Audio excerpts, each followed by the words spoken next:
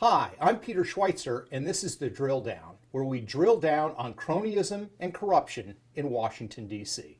Tom Steyer is a hedge fund manager turned political and environmental activist, and he's just joined the Democratic presidential field. Now, today, his raft of investments align perfectly well with his advocacy of clean energy. However, that hasn't always been the case, in rather dramatic fashion. In 1986, Tom Steyer founded something called Fairlawn Capital. It was a hedge fund, and that hedge fund has made him a billionaire, and it's helped him to fund his environmental agenda. But Fairlawn Capital has been a major investor in a number of projects that won't be mentioned at any clean energy summits. Steyer stepped down as CEO of Fairlawn Capital in 2012, but under his watch, the investment firm put money into coal plants in China, Indonesia, even Australia, where a newly constructed plant in New South Wales is expected to churn out coal for the next 30 years. The mine's 2014 groundbreaking, which occurred in an Australian state forest, was so controversial it inspired a veteran to stand in front of a bulldozer and a music teacher to chain himself to a piece of excavation equipment.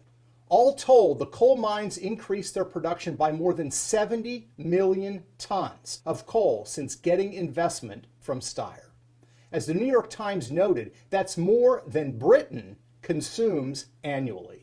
Steyer earned praise from the left for his efforts to get President Obama to kill the Keystone Pipeline, but his hedge fund had more at stake than just environmental concerns.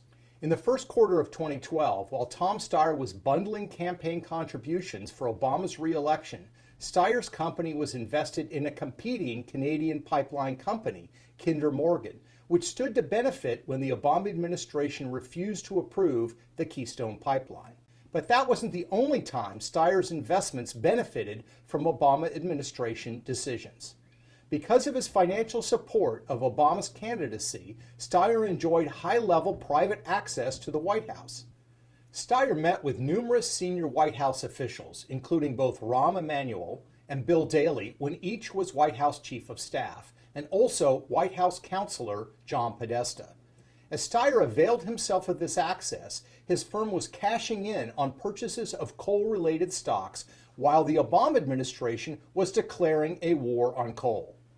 In 2009, shortly after Barack Obama took office, Fairlawn took a large stake in Freight Car America, which produced rail cars that transported coal. Steyer's hedge fund also purchased over 1 million shares of Massey Energy, a coal production company, in 2011. A year earlier, Massey had seen 29 miners killed in an accident at a plant in West Virginia.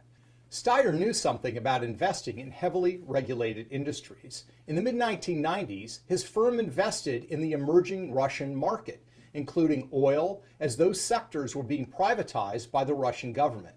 His partner in the Russian play was the wife of a Harvard economist tasked with overseeing that privatization. This, even though conflict of interest regulations barred American advisors from investing in countries they were assisting. It's a classic maneuver of crony capitalism. Steyer's post-corporate life as a behind-the-scenes influencer has occasionally been complicated.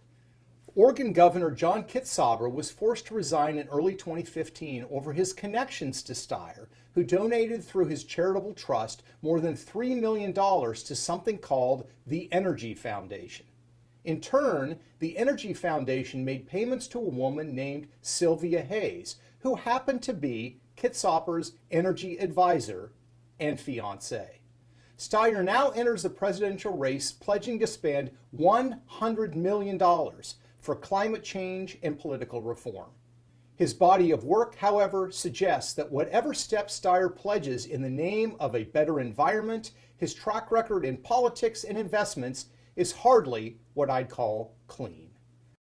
I'm Peter Schweizer, and thank you for watching The Drill Down. For more episodes, find us on social media or go to DrillDownTV.com.